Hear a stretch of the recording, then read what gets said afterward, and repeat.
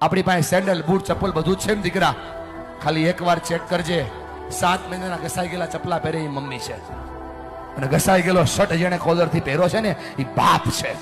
તમને ફરક પડે કે ના પડે, એમને ફરક પડે છે.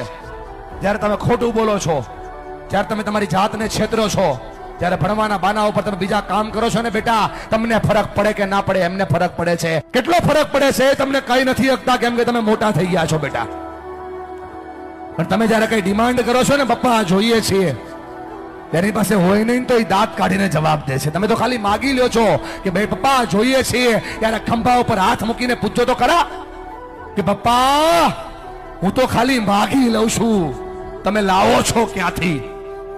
એને બહુ ફરક પડે છે ભાઈ. ફરી કઈ નથી શકતા, તું જુવાન થઈ ગયો ને એટલા માટે. અને જો મારા પર ભરોસો ન હોય, ખાલી આંખોમાં ચેક કરીને કેટલો ફરક પડે છે. આ બાપની આંખમાં